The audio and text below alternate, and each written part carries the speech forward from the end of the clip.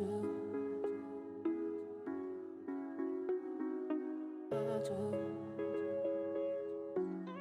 saya Guru Rahmat. Saya akan menjelaskan materi ulangan geografi.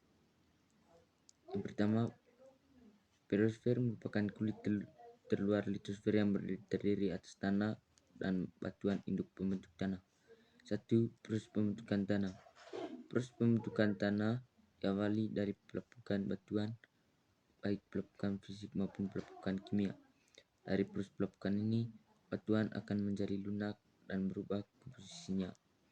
Pada tahap ini, batuan yang lapuk belum dikatakan sebagai tanah, tetapi sebagai bahan tanah atau geolit, karena masih menunjukkan struktur batuan induk. Proses pelepukan terus berlangsung hingga akhirnya bahan induk tanah berubah menjadi tanah.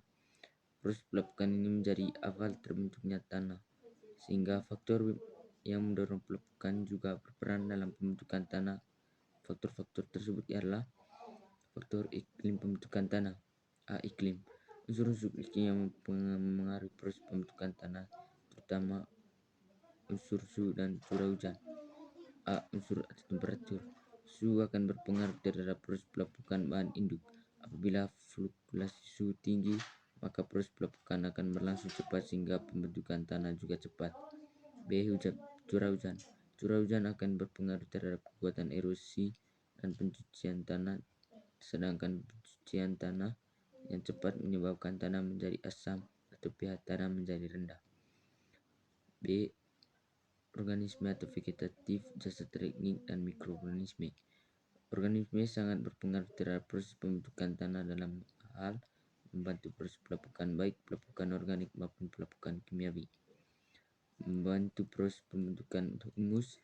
Pengaruh jenis vegetatif terhadap sifat-sifat tanah sangat nyata terjadi di daerah iklim yang sedang seperti di Eropa dan Amerika, dan juga kandungan unsur-unsur kimia yang terdapat pada tanaman berpengaruh terhadap sifat-sifat tanah. C. Induk. Bahan induk terdiri atas tanah, batuan vulkanik, batuan beku, batuan sedimen, dan batuan metamorf.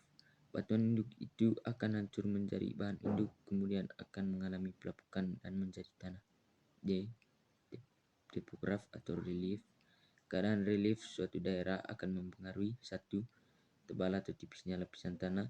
Daerah yang memiliki topograf miring dan berbukit, lapisan tanahnya lebih tipis karena tererosi, sedangkan daerah yang datar lapisan tanahnya tebal karena terjadi sedimentasi. Sistem drainase atau pengaliran. Daerah yang drainasenya jelek seperti sering genang menyebabkan tanahnya menjadi asam. E. Vakti. Tanah merupakan benda alam yang terus-menerus berubah akibat pelepukan dan pencucian yang terus-menerus. Oleh karena itu, tanah akan menjadi semakin tua. Lumayan waktu yang diperlukan untuk pembentukan tanah berbeda-beda. Bahan induk vulkanik yang lepas-lepas seperti abu vulkanik memerlukan 100 tahun untuk membentuk tanah muda dan 1000 sampai 10.000 tahun untuk membentuk tanah dewasa. 2. Ciri-ciri tanah. Komposisi tanah beraneka ragam, mengakibatkan tanah memiliki sifat fisika, kimia, dan sifat biologi yang beragam.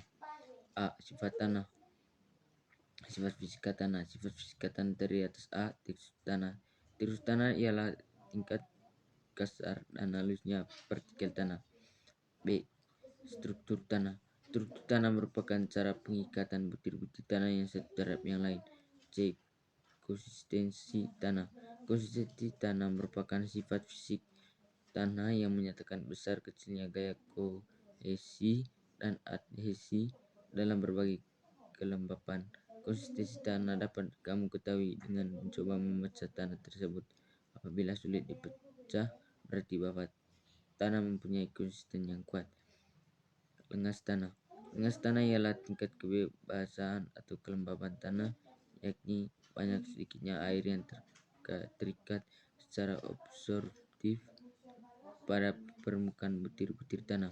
Penyerapan air oleh perkaran tergantung pada persediaan kelembapan air dalam tanah. Kapasitas simpanan air tanah bergantung pada tekstur ke dalam dan struktur tanah. Udara tanah. Udara tanah yang berada dalam ruangan pori-pori tanah merupakan fase gas dalam sistem dispersi. Fungsinya sebagai sumber O2, CO2, dan N2. O2 untuk pernapasan akar, mikroorganisme, dan jasad atau hewan dalam tanah. CO2 untuk dekomposisi dan pelarut hara. N2 sebagai supply tanah. O2 penting dalam tanah, kadarnya 10%. F. Warna tanah. Pada dasarnya warna tanah tidak murni melainkan campuran, contoh kelabu, coklat, karat. Warna tanah merupakan gabungan warna-warna dari komponen tanah seperti oksida besi, merah, coklat atau karat, humus, hitam, coklat, kuarsa, putih, dan lempung, kelabu putih. B. Sifat tanah. Kimia tanah. Tanah terdiri atas berbagai macam unsur kimia. Penentu sifat kimia tanah antara lain kandungan bahan organik, unsur hara, dan pH tanah.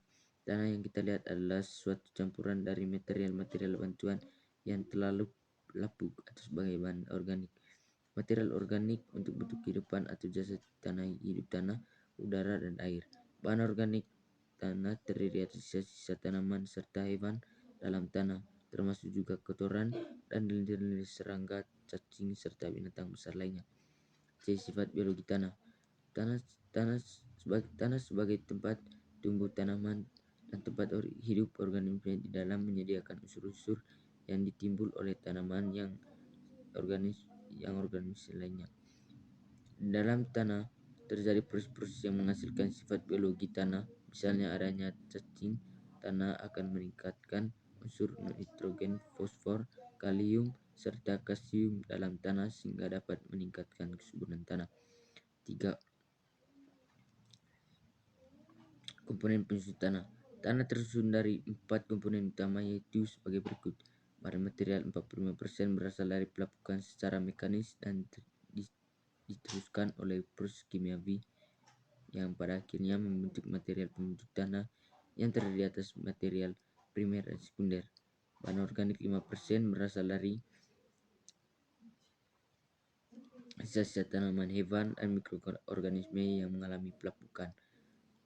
Udara 25% yang terdapat dalam tanah tidak sama dengan yang terdapat pada atmosfer. Udara yang berada dalam tanah selalu tetap termasuk kelembapannya. Air 25%. Air terdapat dalam pori-pori tanah dan dapat tertahan dalamnya. 4. Profil tanah. Yang dimaksud dengan profil tanah di sini ialah susunan atau lapisan tanah secara vertikal. Tanah mempunyai persebaran secara horizontal sehingga sifat-sifat tanah terbentuk dapat berbeda-beda pada tiap tempat. Selain itu, sifat-sifat tanah secara vertikal juga bisa berbeda. Hal ini karena tanah mempunyai pelapisan-pelapisan. Pelapisan secara umum seperti berikut. Lapisan tanah atas atau horizon A. Lapisan ini merupakan lapisan tanah teratas, pada umumnya mengandung bahan organik karena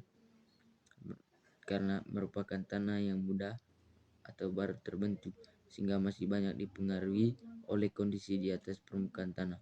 Lapisan ini ditandai dengan adanya zona perakaran dan kegiatan jasad hidup tanah. B. Lapisan tanah bawah atau horizon B. Lapisan ini juga mengandung bahan organik tetapi kurang dibanding dengan lapisan tanah atas. Lapisan ini merupakan zona pengendapan partikel tanah yang tercuci dari horizontal A. Regolith. Para lapisan ini terdiri atas tanah yang sudah terbentuk tetapi masih menunjukkan ciri-ciri struktur batuan induk. D. Bahan induk atau bedic rock. Lapisan ini merupakan lapisan batuan induk yang masih padu. Jenis-jenis tanah. Jenis tanah interaksi antara faktor-faktor pembentukan tanah akan menghasilkan tanah dengan sifat-sifat yang berbeda. Berdasarkan faktor-faktor pembentukan dan sifat tanah inilah beberapa ahli mengklasifikasikan tanah dengan klasifikasi yang berbeda. Jenis-jenis tanah itu antara lain: A. Tanah aluvial, tanah yang terbentuk dari material halus hasil pengendapan aliran sungai. Persebaran tanah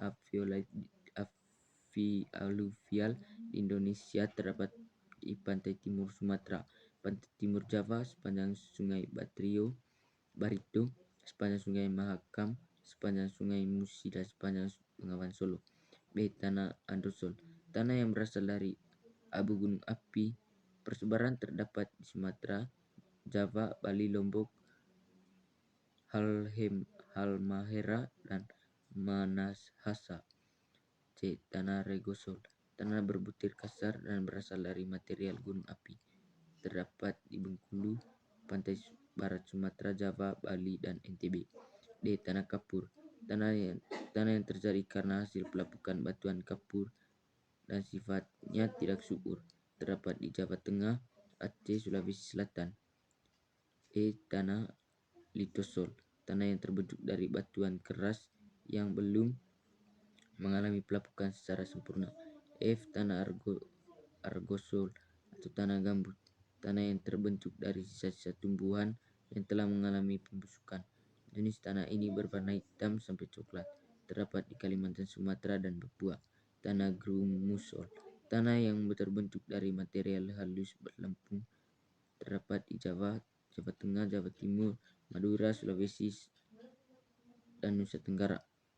A. Tanah latosol, tanah yang banyak mengandung zat besi dan aluminium. Jenis tanah ini sering disebut tanah merah, yang banyak dijumpai di daerah pegunungan.